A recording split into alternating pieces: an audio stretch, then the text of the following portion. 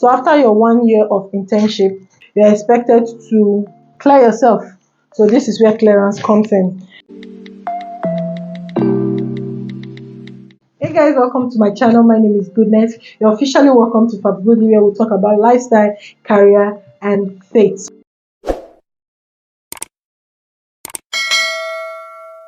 So this is the part 2 of things you need to know as a pharmacy intern working in UBTH. So I hope you enjoyed this video. Let's go straight. So at the end of your 12-month internship in UBTH, you're expected to carry out your clearance. By now, your logbook and your report should be ready, and you have to have your ID card with you. So at the beginning of your internship, you should have applied and gotten your ID card. So at this point, you should have your ID card, your logbook, and your report, these 3 items with you.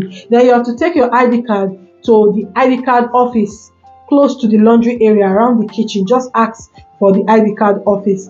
Then you'll be directed. So go there and you have to submit your ID card there. After submitting your ID card, you'll be issued an ID card clearance form where you just fill in your name and it will be signed immediately and given to you. So you have to take that and make a photocopy of that. Then you keep it in your file. Then after that, you have to proceed to the dietary building. The dietary building is a bungalow that is directly opposite the VIP lounge. So you have to proceed to that building upstairs, room B17 precisely. You have to ask for your clearance form as a pharmacy intern. Then you'll be given the clearance form. This is what the clearance form looks like. So this is how the clearance form looks like. So you have to fill in your details. Then after filling those details, you have to proceed to the engineering office, still around that side, because they need to sign it. So you might be asked to come the next day. So when you come back the next day, it will be duly signed. Then you take it back to the room you got this whole form. That is at the dietary building, upstairs, room B17. So you take it there for also signature. So you might actually be asked to come back the next day or later in the day, whichever. After signing it, then you have to take this same form to the DCMAC at the reception. So you proceed to the reception, ask anyone for DCMAC's office. It's right upstairs. So you go down, I think the last floor, yes. You go there, and there are about 2 offices. But the particular office you have to enter is the one with DCMAC training and monitoring. You will see it there. So you have to proceed to that office. They will sign their own and stamp. You get your form. After getting this form, you can see my duly signed. You have to make 4 photocopies of it. So you make 4 photocopies of this, and you have to go back to the dietary building, room B17, and you have to submit a copy with them. You have to go to the CMAX office, submit a copy with them. You have to go to the eyepiece office. You'll find the eyepiece office around the box store area. So ask anybody there for eyepiece office, you'll be directed. So you have to submit a copy there. Then your 4th copy, remember your original is yours.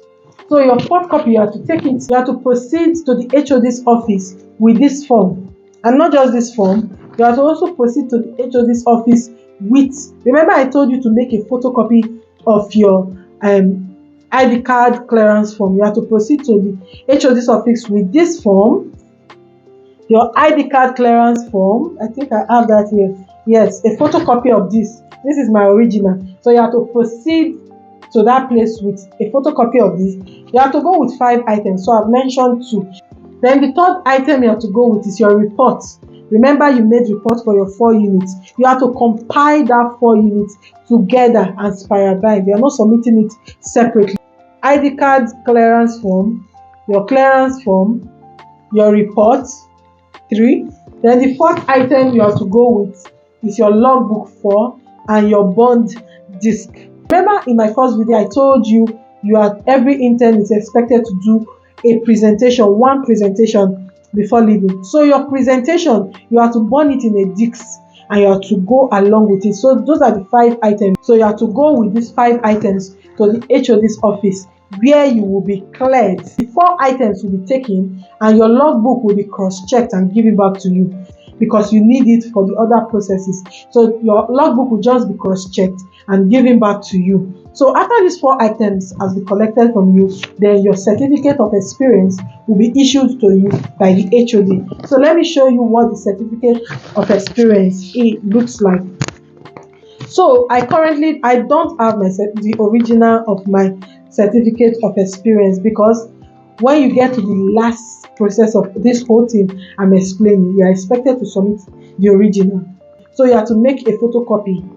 So I'm going to explain that when I get there. So this is how your certificate of experience looks like. I just want to show you, this is my photocopied form, and this is what I have with me. I don't have the original because you're expected to submit your original. So after all these things you've done in the HOD's office and you've gotten this, you have to take your logbook with you and proceed to the DPS office. The DPS office is not in the hospital, it's in Ring Road around Secretariat. That's where you find, I think, the DPS means Director of Pharmaceutical Service. So just go to Secretariat and ask for DPS and you'll be directed. So you have to take your logbook. I don't have my logbook with me here because at the end of this whole process, your logbook will be collected. So that's why I'm not able to show you my logbook. So meanwhile, during this process, your logbook is still with you. So you have to proceed to the DPS office and you have to submit your logbook where it will be signed. So if you open towards the ending of your logbook, you will see this. So when you get to the DPS office, this is what they are going to be filling. So before you get there, you should have filled in your details. When you open it, definitely you will see the things you need to fill in, your name and the remaining things. Then you take it to the DPS office for comment. You will get it that day, yes. If you are able to reach out to the DPS officer or whosoever is in charge and they are able to sign it for you, you will get it that day. So after signing that, you have to take your logbook and some other documents, and you have to proceed to the PCN office. But before you go to the PCN office, you have to go with these documents. The first thing you have to go with is your logbook. So alongside your logbook, you have to proceed to the PCN office with your certificate of experience. The second thing you have to go with is your certificate of provisional registration. The original of it, you have to go with it. Then you are also to go with your pharmacy oath. And also you have to go to the PCN office with your certificate or statement of result, depending on the one you have with you. And also your certificate of birth. You have to go with your remitter. So before you go to PCN, your chief intern should have reached out to you on how you should do this payment. It is not a tedious one. There are people out there in the pharmacy department that can actually help you, most especially if you're in groups like YPG. You'll be told the amount of money to transfer and this will be generated for you. All you need to do is to go print it out from your email.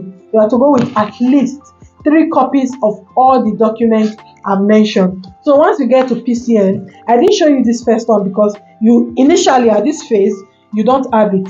So it is when you get to the PCN office that you will be given this first form and the second one. This is the blue form. It's because I photocopied that it's like this. So when you get to the PCN office, you'll be given the blue form, which is this first one, and the white form. It will be well explained to you what to do, how to fill it, and what to write in the form.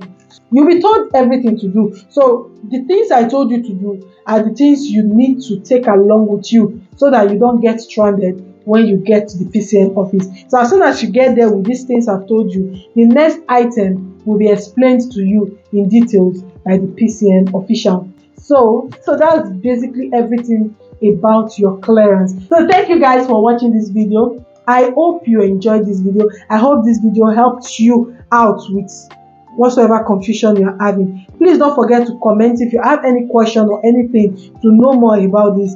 And if you enjoyed this video, please don't forget to give it a thumbs up. Please, I really appreciate. And also don't forget to share this video to your friends, your colleagues that needs this video. And don't forget to subscribe to this channel. Click on that button there and also click on the bell you see by the side of the subscription button. The reason for that is to get notified whenever I post content. So thank you so much for watching this video. Bye.